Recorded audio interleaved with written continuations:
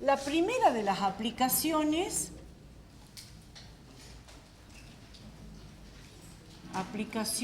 del movimiento de partículas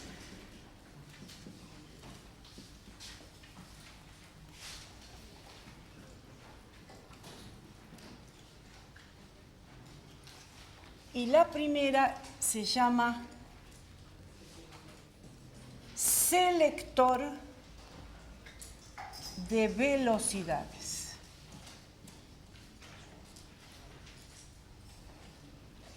El selector de velocidades, como su nombre lo indica, es un instrumento que se utiliza para dejar pasar solamente un tipo de partículas de acuerdo a su velocidad. Es decir, está compuesto de un capacitor que genera un campo eléctrico. Ahora me fijo en la placa positiva, creo que es la de la derecha. Sí, y la negativa, o sea que esta es la placa positiva y esta es la negativa. Y esto está inmerso en el interior de un campo magnético que está generado. ¿Ustedes alguna vez han desarmado los motorcitos de los autitos? Sí. ¿Han visto que hay dos imancitos así, como si fueran un cilindro cortado, y después no lo pueden volver a poner? Sí, entonces ese es el tipo de imán que está, o sea, es un imán que es una porción de cilindro, ¿se entiende? Y de este otro lado está el polo sur, o sea, el polo norte y el polo sur, de tal suerte que en el interior de este selector de velocidades existe un campo eléctrico en este sentido. Vamos a dibujar pocas líneas para que se observe lo que quiero mostrar, y un campo magnético cruzado con este, que creo que es entrante, lo dibujé entrante ahí, sí, y un campo magnético entrante. Por supuesto que para que esto sea así, estas tapas tendrían que estar así, ¿no? Pero para que se vea, lo dibujamos de la otra forma. Supongamos entonces que tenemos una partícula que viene de cualquier lugar con una cierta velocidad inicial. Entonces, por efecto del campo eléctrico, esa partícula positiva va a sentir una fuerza eléctrica que es igual a la carga por el campo eléctrico E, donde el negrito es el campo eléctrico y el rojo es el campo magnético, ¿está bien? Pero como la partícula ingresa con velocidad, también va a sentir el efecto de una fuerza que de la velocidad hacia el campo, no sé si me siguen el movimiento de la mano, la velocidad hacia abajo, hacia el campo entrante, la fuerza va a ser hacia allá. A ver, la dibujemos con verde para que se vea. Entonces, la fuerza magnética va a ser hacia allá y la fuerza eléctrica, por supuesto, va a ser para la izquierda porque el campo eléctrico apunta hacia la izquierda. Si la partícula es negativa, las fuerzas se invierten, pero va a servir lo mismo que vamos a ver. Entonces decimos, aparece una fuerza eléctrica y una fuerza magnética, cuyo módulo va a ser Q por la velocidad y por el campo, porque la velocidad es perpendicular al campo magnético. En este caso se dice que es un instrumento de campos cruzados. ¿Por qué? Porque el campo eléctrico es siempre perpendicular al campo magnético. ¿Está bien? Entonces decimos, esta partícula se va a mover acá. Si la fuerza eléctrica fuese más grande, fíjense, entonces la partícula se pegaría a la chapa izquierda. O si la velocidad fuese más pequeña, la fuerza magnética tal vez la tiraría hacia la derecha. ¿cuál es la única condición para que esa partícula se mueva en línea recta y salga con una única velocidad por el otro lado? Exactamente. Si la fuerza eléctrica es igual a la fuerza magnética, entonces no habría aceleración, la velocidad sería rectilínea y uniforme. Entonces, sería rectilínea y uniforme. Entonces, ¿qué decimos? Que Q por E tiene que ser igual a Q por B y por B. Como la carga es la misma, porque estamos hablando de la única partícula que pusimos ahí, decimos que las partículas que pasan derecho son las que vienen con una velocidad que es igual a la relación entre el campo eléctrico y el campo magnético B.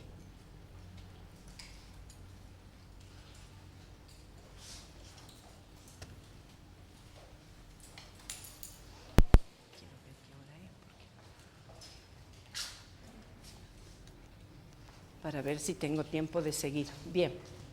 ¿Se entendió? ¿Sí? Esa es la primera de las aplicaciones.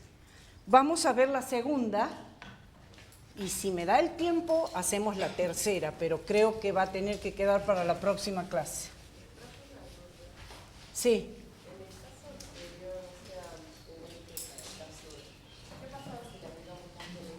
Si le agregas un campo eléctrico a esta situación, ¿qué es lo que va a pasar? Que la componente de la velocidad paralela al campo magnético va a sufrir una aceleración, entonces el paso va a ser cada vez más grande. Va a tener paso creciente, ya no va a ser un paso uniforme. Sí, si el campo magnético lo frenara, sería decreciente. Si el campo eléctrico, perdón, lo frenara. Claro, si tuviera distinto sentido, entonces ahí sí. Bien, la segunda aplicación se llama espectrómetro o espectrógrafo de masa. Esta aplicación fue utilizada por un químico que se llamaba Armstrong de apellido, que se había dado cuenta que había materiales que no tenían la misma masa.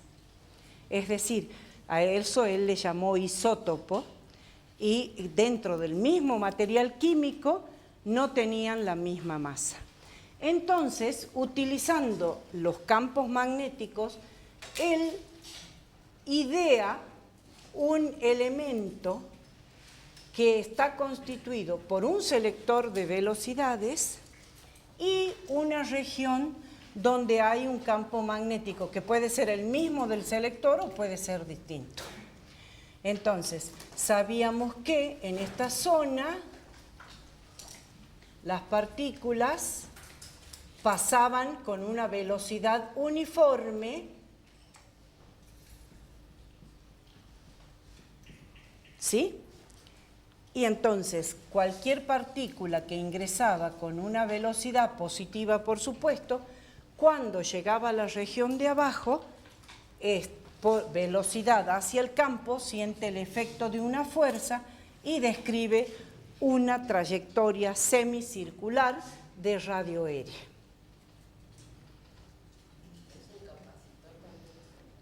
Esto es es un capacitor que está metido, o sea, es un selector de velocidades que está metido dentro de un campo magnético, ¿sí?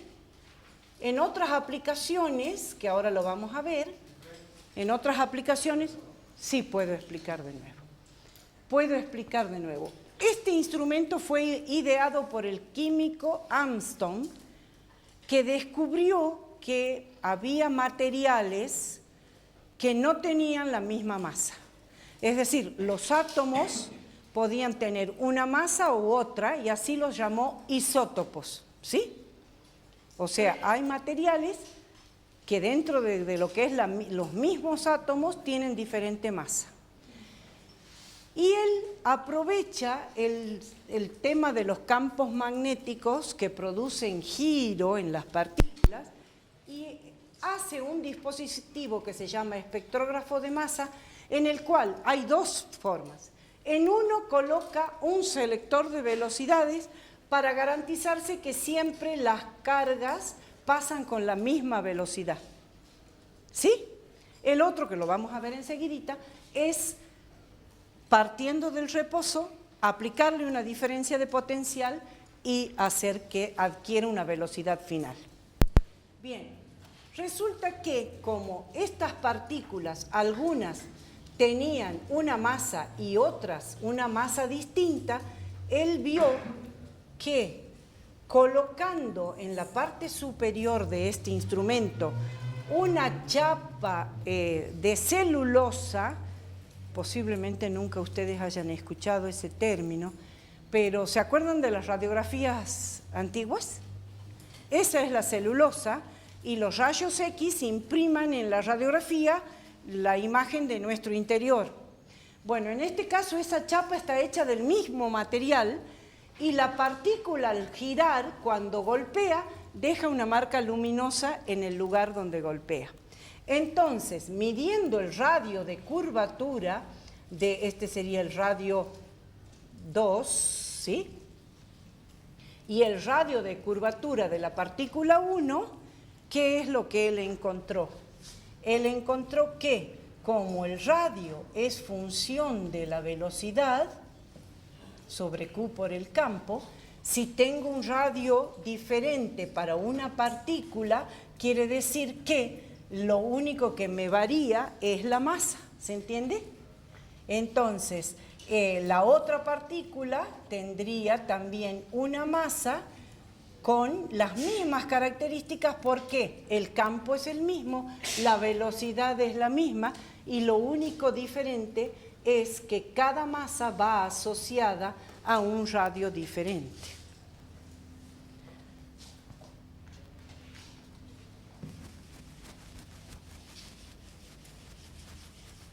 Pero resulta que otra variante de este espectrógrafo de masa es si en vez de tener un selector de velocidades en la parte superior, tengo un acelerador de partículas, que también sería un capacitor, ¿sí? Que tiene una diferencia de potencial entre las dos chapas y que entonces me daría una cierta energía potencial a la entrada. ¿Está bien? En este caso la partícula parte del reposo. Cuando ingresa al campo eléctrico del capacitor, la partícula siente un impulso dado por la energía potencial del capacitor, ¿se entiende?